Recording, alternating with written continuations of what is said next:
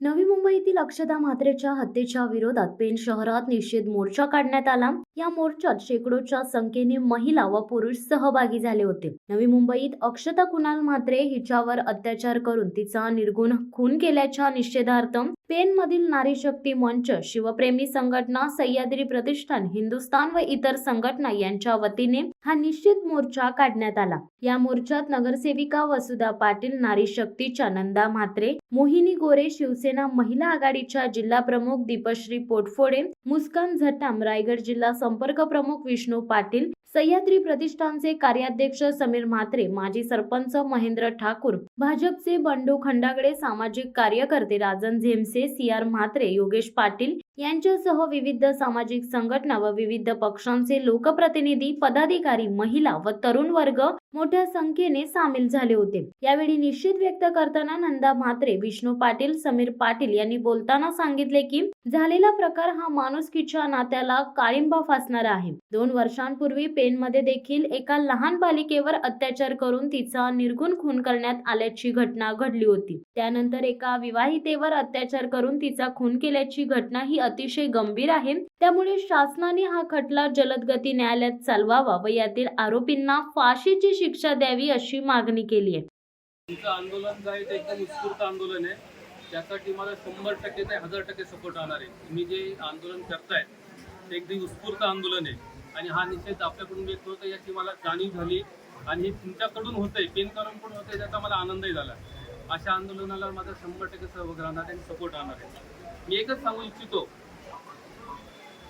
ही घटना जी घडलेली आपल्या सर्वांना घटना माहिती कशी घडली, म्हणजे त्यात मी काय भाषण करण्यासाठी थांबलेलो नाही। फक्त मला महिलांना, सर्व माता भगिनींना एकच गोष्ट सांगायची वाटते, अशा घटना डे टू डे प्रत्येक जिल्ह्यात, प्रत्येक घरात होत असतात, कमी जास्त प्रमाणात ते होत असतात।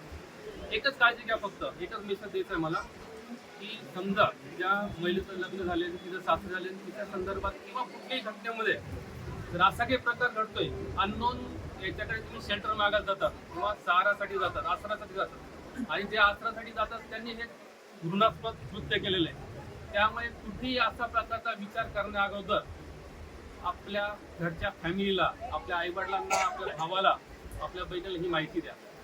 कुठल्याही परस्पर ठिकाणी कुठे अशा मंदिरात म्हणा किंवा कोणत्याही परपुरुषाकडे जाण्या अगोदर 100च विचार करा। आपले जवळचे जे नातलग आहेत त्यांना ही माहिती द्या। नसतील नातलग, आई वडील नसतील तर पोलीस स्टेशनला या, हेच मी तुम्हाला विनंती करू इच्छितो। कारण की याच्यातून हा प्रकार घडलेला आहे। त्यांचा विश्वास संपादन केला, विश्वास संपादन रात्रीच्या त्याला चहाच्या याच्यातून गुंगीचं औषध देऊन हा प्रकार झालेला आहे।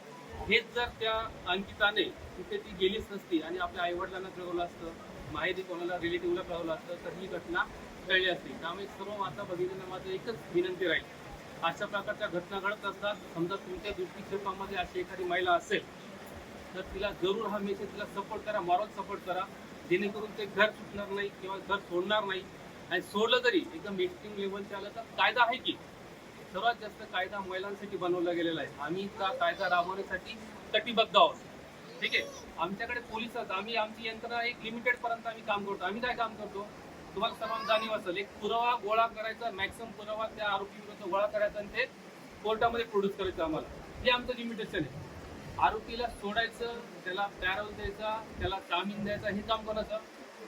हे कोर्टाचं, न्यायालयाचं काम आहे। पण पोलीस यंत्रणेने जर प्रॉपर काम केलं, त्याच्यामध्ये पोलिसांची जबाबदारी आहे, प्रत्येक घटनेमध्ये पोलिसांची जबाबदारी, जर त्याच्यामध्ये प्रॉपर पुरावा गोळा केला, प्रॉपर एव्हिडन्स क्रिएट केला आणि त्या आरोपी विरुद्ध जर दोषारोपपत्र प्रॉपर केलं, हा इतर रोल पोलिसांचा आहे। तर तिथून पुढे मग कोर्टाचा रोल चालवतं, न्यायालयाचा रोल चालवतं आणि न्यायालय आमच्या दिलेल्या पुराव्यांवरती काम करतं, ठीक आहे। आज जे काही मोठे मोठे गुन्ह्यांमध्ये लोकांना जे आरोपींना पॅरोल होते, जामीन मिळते, ते हेच कारण की पोलिसांचे त्याच्यामध्ये फार मोठे एफर्ट्स असतात।